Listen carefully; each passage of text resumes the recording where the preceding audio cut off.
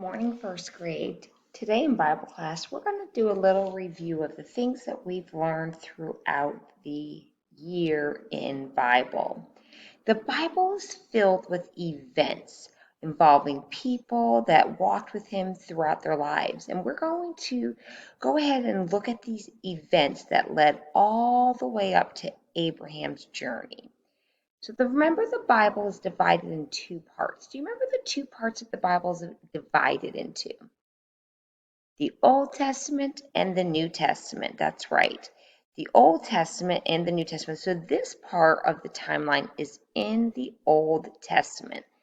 So the first part of it is creation. If we click on that picture, we will see a picture of Adam and Eve that we've talked about, and now God created the world. And he made a perfect garden for man to enjoy. And he made us in his image. Line is the fall. That's the second thing we learned in Bible.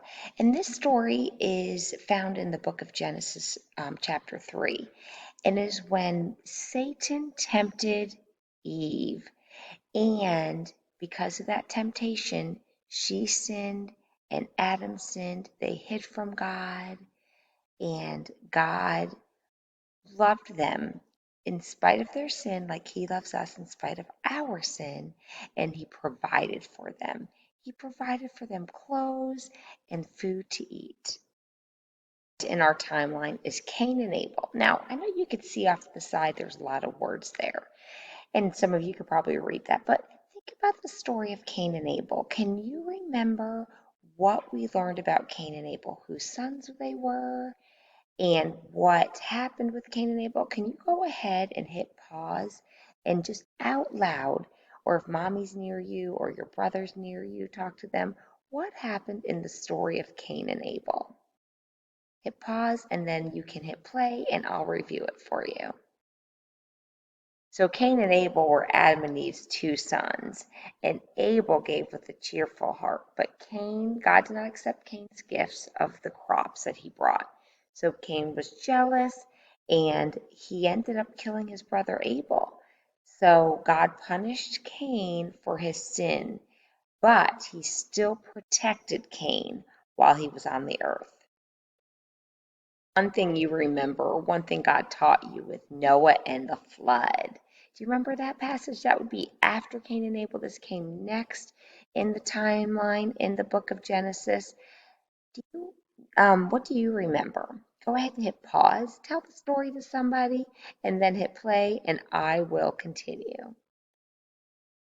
The people on the earth were evil. They only wanted to do wicked in the sight of the Lord. So God destroyed the earth that he created, and he destroyed everything, every animal in it, except he spared Noah and his son's family, and two of every kind of animal, so that they could keep living when the flood ended up going down. The water went down, and then they got off the boat, and God made a promise. He said, go fill the earth again, and I will never destroy the earth again with water. Our timeline is found right after the flood, and it's the Tower of Babel. And the people they filled the earth with people, and the animals were filled again. But again, people, because we're born with the sin nature, we're born with this, we want to do what we want to do. It's called pride. And the people there that were now on the earth were using their talents to bring glory to them instead of God. So they built a tower to try to reach heaven, not so they could be close to God, so that everyone would notice them. And because they did that, God confused their languages. And finally, the last part of our timeline, which is where we are at now, is the call of Abraham.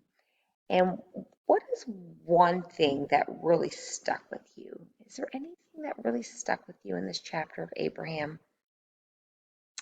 The one thing that stuck with me is that Abraham was obedient. We talked about that a lot, that Abraham's obedience really created a great nation because he obeyed. God made a promise to Abraham. He said, Go, and then he showed him the stars, and he said, Your descendants will be as great as these stars, as many as the stars. Told Abraham that his offspring would be as numerous as the stars in the sky.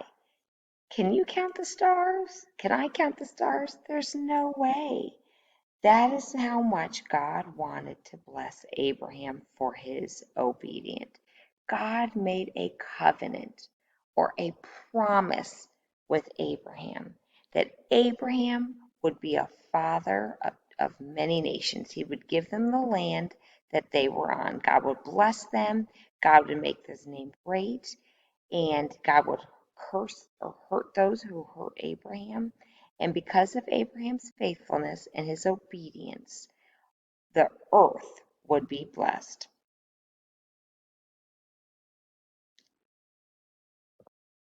Let's remember that story of Abraham, that while we live our life, and our Bible verse this week is 1 John 5:3. For this is what love for God is, to keep his commands. Now, his commands are not a burden. Now, you're not going to have to write that whole verse out. You're only going to have to leave out, there'll be one fill in the blank for you. But think about that. For this is what the love for God is. For when we love God, we will obey him. And his commands are not a burden. They're not to hurt us, but they're to protect us. Will you say that with me? Say it out loud. Let's start with the reference. 1 John 5:3. For this is what love it for God is, to keep his commands. Now his commands are not a burden. 1 John 5:3. God loves you, first grade. He wants what's best for you, just like he did for Abraham. Now remember, he promised Abraham through all of his children, through his son and his children, all of his descendants will be as numerous as the sky. But remember, up to that point, he was a very old man and had no children. Abraham believed God when it didn't seem like God could do it. And let's do the same thing. Let's trust God even when it doesn't seem possible. I love you, first grade, and tomorrow you'll have your test. So you'll log into Deep Roots and take your test there. And we'll see you on Monday to find out about God's continual promise to Abraham.